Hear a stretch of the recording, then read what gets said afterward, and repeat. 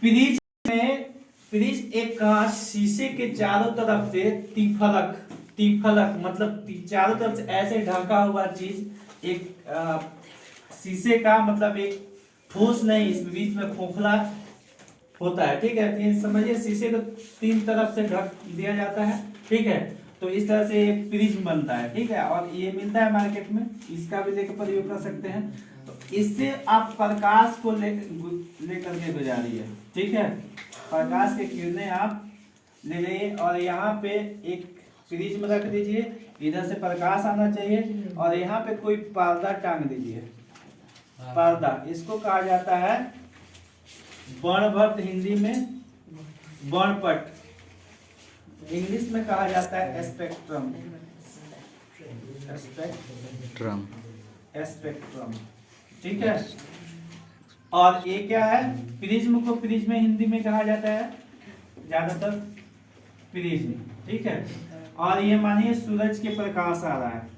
ठीक, ये सूरज के प्रकाश आया और आने के बाद इसमें टकराया, ये इसको ये देखिएगा, ये आएगा और आकर के यहाँ टकराएगा फिर इधर जाएगा। सातों किरण ये अलग अलग होंगे।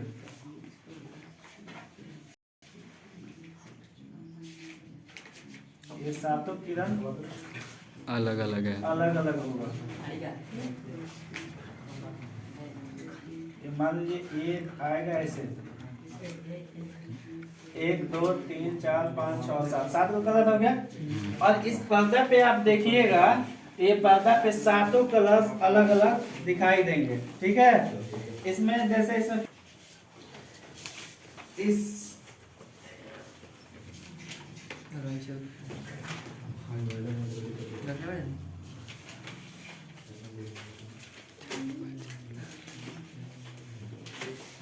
सबसे ज्यादा तरंगदैर्घ्य किसका होता है?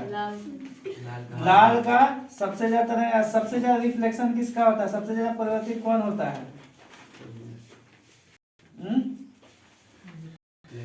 सबसे ज्यादा रिफ्लेक्शन जो होता है ये मान लीजिए लाल हो गया, रेड। ठीक है, इसके बाद तुम्हारा नारंगी, नारंगी इसको कहा जाता है ऑरेंज। ऑरेंज का हो गया। एक इंडिगो किसको कहा जाता है? पीला, ये हो गया पीला, येलो। उसके बाद हो जाएगा तुम्हारा हरा, ग्रीन। ठीक है, उसके बाद नीला, या इसको देखिए नीला का ब्लू।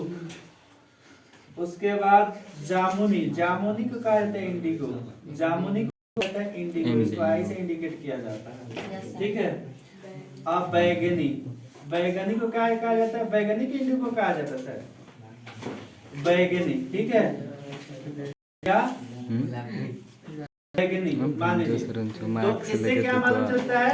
एक पार्ट में कहा जाता है, इसका कोड होता है याद करने का। तो सबसे ज्यादा रिफ्लेक्शन, सबसे कम रिफ्लेक्शन किसमें होता है? रेड में, लाल में। लाल रंग में जो लाल किरणें आती है सूरज के, जो लाल किरणें आती है उसमें क्या होता है? सबसे कम रिफ्लेक्शन होता है, सबसे ज्यादा कम परिवर्तन। सबसे ज्यादा परिवर्तन किसमें होता है? बैगनी में, बैगनी में। ठीक है, बैगनी में सबसे ज्यादा रिफ्लेक्शन होता है। ऑब्जेक्टिव क्वेश्चन ये बनता है सबसे ज्यादा रिफ्लेक्शन किसमें होता है? बैगनी में। बैगनी में। सबसे कम रिफ्लेक्शन किसमें होता है? लाल में। और तरंगदैर्घ्य सबसे ज्यादा लाल में होता है, तरंगदैर्घ्य सबसे ज्यादा लाल में होता है और सबसे कम बैगनी में होता है। ठीक है, ये आपका प्रकाश के परिवर्तन। अब इससे क्या मालूम चल गया? तरंगदैर्घ्य क्या होता है? तरंगदैर्घ्य एक तरंग, जैसे सूरज के किरणें आ रहा है, एक वेव होता है। ठीक है, उस वेव के हिसाब से तरंग के इंग्लिश में क्या क्या आ जाता है? वेव। तो ये वेव आते हैं और कितने स्पीड में आते हैं?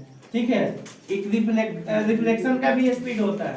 ठीक है, तो कितने स्पीड में आते हैं ये तुम्हारा हो गया। ठीक है, और विचलन क्या होता है? विचलन मतलब डाइवर्सन, कितने डाइवर्ट हुआ अपने रूट से। ये रूट से जिस रूट से आ रहा था किरण, वो कितने डाइवर्ट हुआ, कितने एक अपने पथ से कितना विचलित हुआ, उसको कहते हैं रिफ्लेक्शन।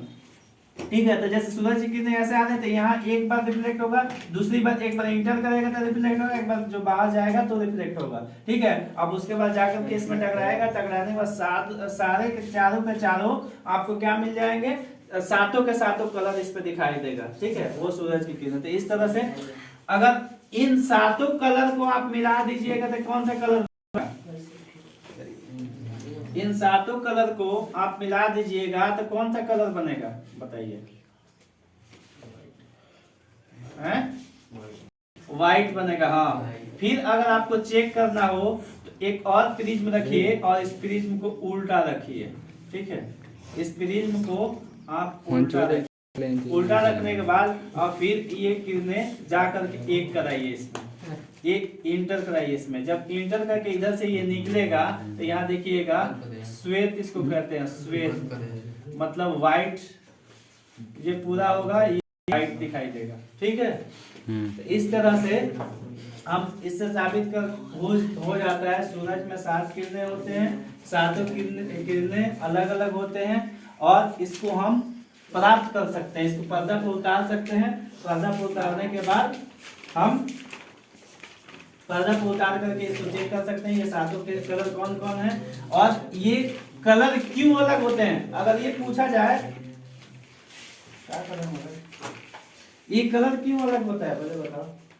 रिफ्लेक्ट करता है तो रिफ्लेक्ट करता नहीं, इसके एंगल अलग अलग होते हैं, इसके अलग अलग होते हैं। ठीक है, ये कलर क्यों, ये क्यों सातों अलग अलग हो गए, एंगल समझ में आ रहा तुम लोग को कैसे। ये सातों कलर अलग अलग क्यों होते हैं, क्योंकि सातों जो किरणें होते हैं, जो सूरज के सातों होते हैं, उन किरणों में क्या होता है, उसकी अलग अलग कोण से, जैसे आपको बताया गया था ये किरण का विचलन होता है। ठीक है, ये रेज जो आते हैं इसकी डाइवर्सन होता है। ठीक है, तो ये जितने 7 किरण है सूरज में, वो सातों के रिफ्लेक्शन के एंगल अलग अलग होते हैं। ठीक है, सातों के रिफ्लेक्शन के अलग अलग होते हैं।